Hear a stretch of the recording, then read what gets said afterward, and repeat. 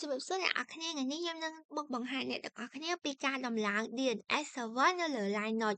ចឹងដោយសារខ្ញុំធ្វើការ config វាហើយចឹងគឺខ្ញុំគ្រាន់តែ guide នៅ comment មួយចំនួនដែលនៅចង់បង្ហាញដល់អ្នកទាំងអស់គ្នា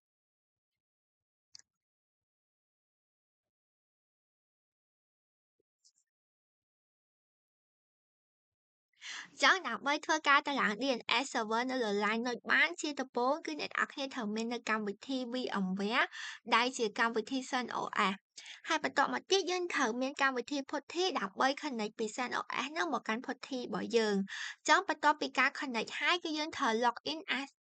ជា root ហើយបន្ទាប់មកគឺយើងដាក់ password ដែលយើងបានដាក់នៅក្នុង root នឹង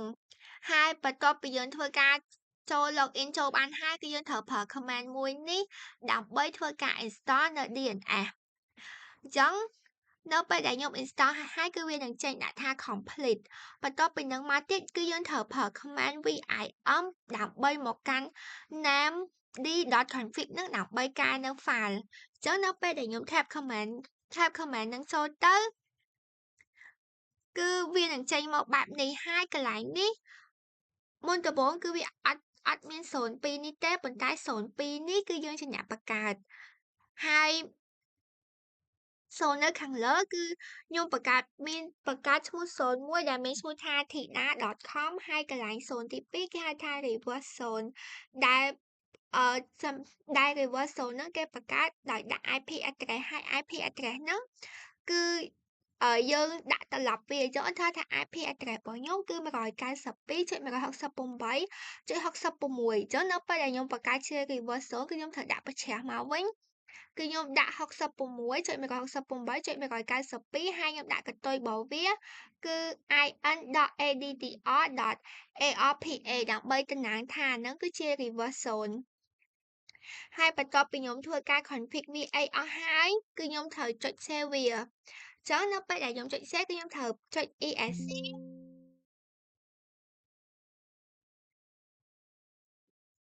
ហើយខ្ញុំ tab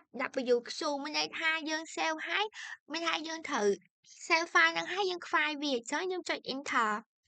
ចឹងបន្ទាប់ពីខ្ញុំធ្វើការ config អានឹងហើយខ្ញុំមកកាន់ config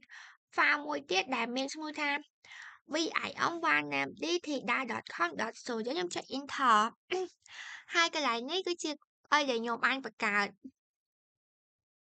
គឺមានប៉ុណ្ណឹងហើយខ្ញុំចុច ESC ដដែលខ្ញុំចុច WQ ដើម្បីចេញហើយ save បន្ទាប់ពីខ្ញុំបង្កើតនឹងហើយគឺខ្ញុំចូលមកបង្កើតនៅក្នុង reverse 0វិញគឺខ្ញុំនៅក្នុង190គឺខ្ញុំបង្កើតនៅក្នុង reverse 0របស់វាគឺ IP 192.168.66.0 ខ្ញុំចុច enter ចឹងអានេះគឺខ្ញុំបាន config វាហើយអស់ហើយ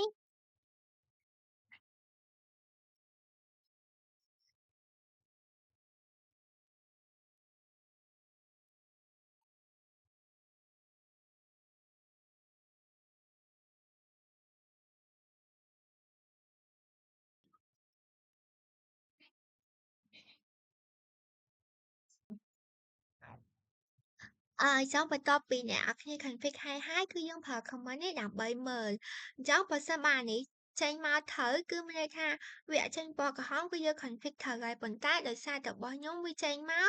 គឺវា fail មានន័យថា config របស់ខ្ញុំគឺ config អត់ជោគជ័យទេប៉ុន្តែបើសិនបើរបស់អ្នកនរគ្នា config ចេញមកជោគជ័យវានឹងអត់ចេញមានអីទាំងអស់អញ្ចឹងបន្ទាប់ពីយើង config ជោគជ័យហើយយើងចូលទៅកាន់យើងប្រើ command មួយដើម្បីចូលទៅកាន់ឈ្មោះរបស់យើងគឺយើងប្រើ command នេះហើយបន្ទាប់មកយើងប្រើ command មួយទៀតដែលមានឈ្មោះថា status name service ចឹងខ្ញុំយកមកពី ChatGPT status name service ហ្នឹងគឺវា file ទាំងអស់ប៉ុន្តែបើសិនបើយើង config ជោគជ័យគឺវាអត់ចេញពណ៌ក្រហមទេគឺវានឹងចេញប្រាប់ថាគឺវាអត់ចេញអីទាំងអស់គឺវាចេញមកបន្ទាត់ខ្មៅមានន័យថា config យើងបានជោគជ័យហើយហើយបើសិនបើយើងចង់នៅពេលដែល config ជោគជ័យគឺយើងប្រើ command មួយគឺយើងប្រើ dig ចឹងនៅពេលដែលយើងជោគជ័យគឺយើងនឹងប្រើ command មួយនេះគឺ dig ទៅកាន់ IP address របស់យើងបន្ទាប់មកដាក់ឈ្មោះdomain របស់យើង ហើយបើយើង config បានជោគជ័យនៅពេលដែលយើង tap comment នេះគឺវានឹងចេញនៅកន្លែង question section នេះគឺវានឹងប្ដូរទៅជា question answer ដែលមាននៅ IP address រួមជាមួយនឹងឈ្មោះ domain ដែលយើងបានដាក់ចឹងសូមការអរគុណអ្នកនរគ្នាដែលបានមើលវីដេអូនេះតាំងពីដើមរហូតដល់ចប់ហើយខ្ញុំនឹងមក config នៅ file ដែលខ្ញុំធ្វើនេះគឺខ្ញុំ config វាអត់ទាន់បានជោគជ័យទេប៉ុន្តែខ្ញុំនឹងមក config វាឲ្យបានជោគជ័យអរគុណ